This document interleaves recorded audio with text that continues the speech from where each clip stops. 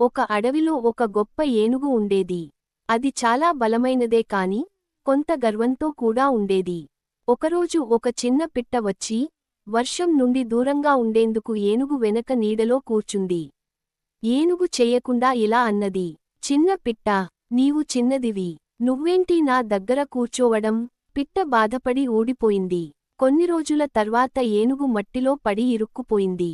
ఎంత కష్టపడినా బయటకి రాలేకపోయింది.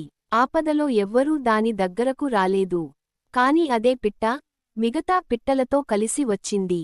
వెంటనే పిట్టలు సమీపంలోని తేనెటీగల దగ్గరకి వెళ్లి సహాయం కోరాయి. తేనెటీగలు వచ్చి ఏనుగుకు దగ్గరగా ఉన్న చెట్లపై గూళ్లు వదిలి పెద్ద శబ్దం చేశాయి. వాటి మృదువైన కాట్లకు భయపడి ఏనుగు కాస్త బలగట్టి బయటకు వచ్చింది. వెంటనే పిట్టలు సమీపంలోని తేనెటీగల దగ్గరకి వెళ్లి సహాయం కోరాయి. తేనెటీగలు వచ్చి ఏనుగుకు దగ్గరగా ఉన్న చెట్లపై గూళ్లు వదిలి పెద్ద శబ్దం చేశాయి. వాటి మృదువైన కాట్లకు భయపడి ఏనుగు కాస్త బలగట్టి బయటకు వచ్చింది.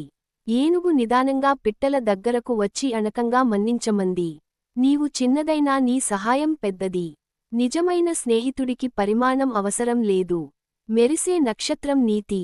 ఎవ్వరినైనా తక్కువగా చూడకూడదు. సహాయం చేసే మనసుంటే ఎవరు అయినా గొప్పవారవుతారు.